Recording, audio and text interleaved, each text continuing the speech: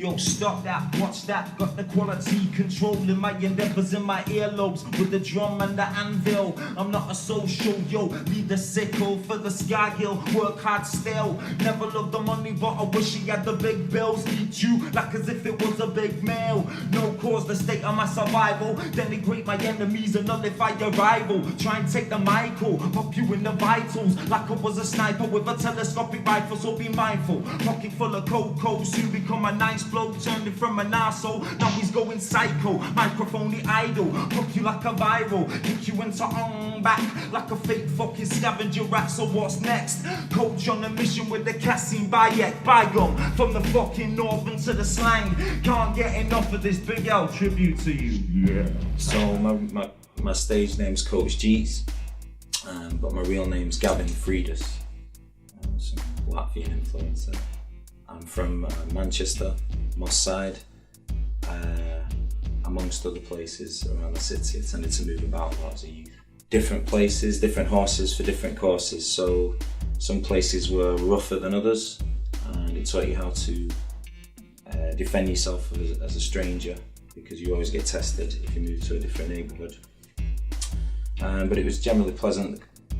Father brought us up alone, so it gave us a different perspective of things. I was always abroad. Yeah, good times. First concert was in the Roadhouse, which is just a small venue in Manchester, and there was like a rock and roll scene during the 90s, and I think it was like 16. I went to check it, and I was just blown away by the atmosphere. Some local band, I can't remember who they were, but I was still inspired. So if you're out there, if you were there on a Wednesday night at the Roadhouse in about '93, that was my first show. Well, I mean, lots of different artists from every different genre, and there's an old saying that the young artist plagiarises, the mature artist just steals. So if you can name from Public Enemy to Biggie Smalls to Kool Keith in certain areas, to Queen, to Oasis, to Stone Roses, to like we were talking earlier, DJ Kool Herc, even reggae, jungle, rock and roll. Some Gil Scott Heron lately as well. Whitey's on the Moon's killing me, man. It's too much. Yeah, still getting warm.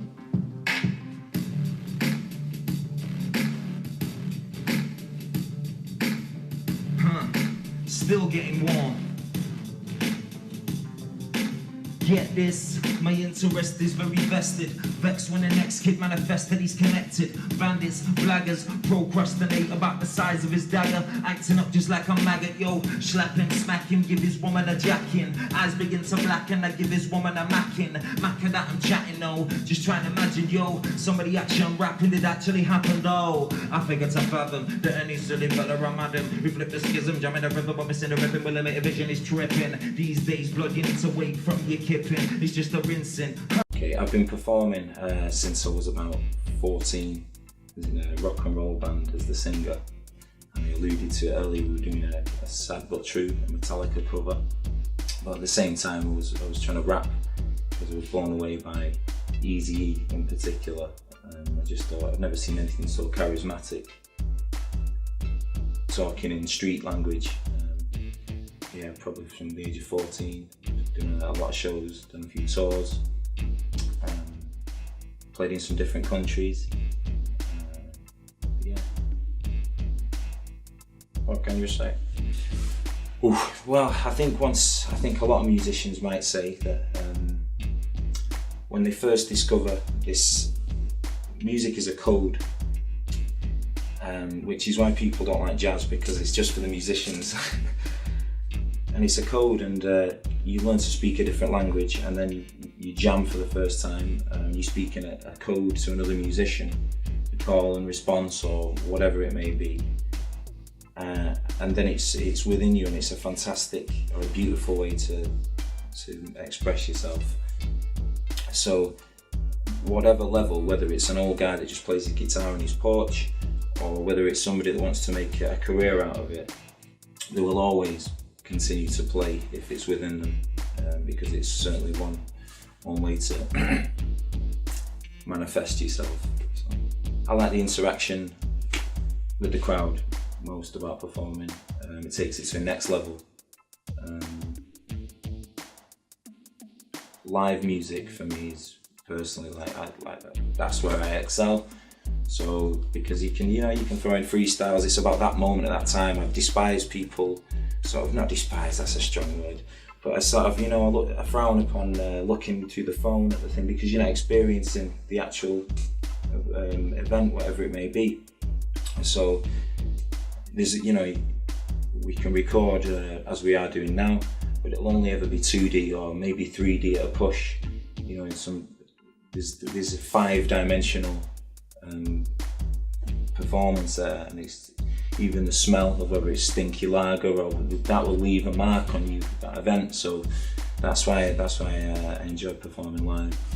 Being on tour is I suppose it depends what age you are. If you're youngish, then it's an excuse to be outrageous, and for me getting fucked up really was part of it, and just so you could just for the anecdotes and that, it's sort of that kind of thing.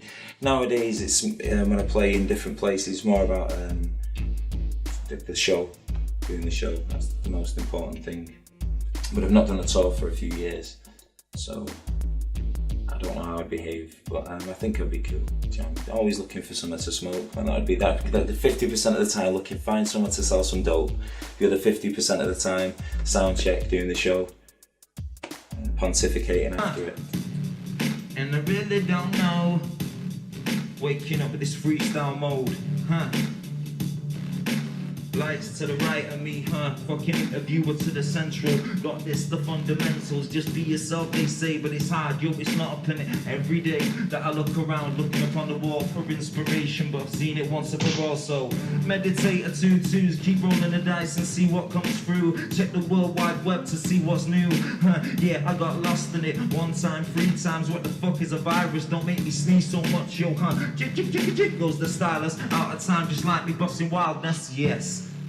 They do that thing, coaching the flow with them local things, yeah. I beg you local MCs, start spinning up and being experimental with your flow. Listen to Cool Keith and his older modes, that's the way the fucking fundamentals grow. I said that 2 times, but you need to know, so yeah, the sound that I'm spitting, still got the beats fucking finger licking. I'd like to perform with the Public Enemy. I'd like to perform with the Stone Roses, just to give a wider, anyone really that you look up to. The Manchester thing was because they spoke like us, and it was proving that they could do it. So it's like someone from LA looking up to, I don't know, as you said, Jay-Z. He's thinking, wow, guys, he speaks like me, talks like me, man. He could be me, man. That's inspirational. And with the Manchester scene in the 90s, that was inspirational as well. It's like, this guy sounds like me in an interview. Liam Gallagher, he's a donut and that, but it doesn't matter, man. It's entertainment. So yeah, any one of those, people, luminaries, would be fantastic. I suppose we plan to do a single within the next when the video is done and stuff. It's Call Me Coach. It's already done. It costs 20 quid to get mastered. But when you've made it, depends what you see as having made it. I suppose it's all about perspective. Personally, it's just a focus, and I say it's always going to be within. I'm always going to make my music and try and promote it and that, but not at the price of a desperation for fame. Back in the day, I think everybody who undertakes getting serious about music wants a little bit of fame. Recognition's good. I'm not asked about fame personally, man. But to be constantly occupied and earn a living doing your music, that would be me saying I've made it and I can maintain this. Call Me Coach exemplifies who I am. This was the name. Call Me Coach. That's the track, man. Say no more. I like the bit that the part of that track when I'm watching other people. And I want to, my friends or associates or whoever, acquaintances, is like when I'm going on about this. I've got a big dick holding on my Tech 9. I want to make sure they don't switch off before I put my sort of disclaimer in at the end of it saying, nah, that's bullshit and all that. So I don't want them to switch off, but that's not the most important to me, but it's just hoping people maintain concentration. And there's a lot of lyrics being thrown about, because if you do say something tongue-in-cheek, they might think this guy's a dick, but you hopefully can draw them back with some sense. So for all the young upcoming artists, myself included, I would say hard work, focus, two things to advise to younger artists coming up. Don't rely just on the internet, because it's still only the internet, you know.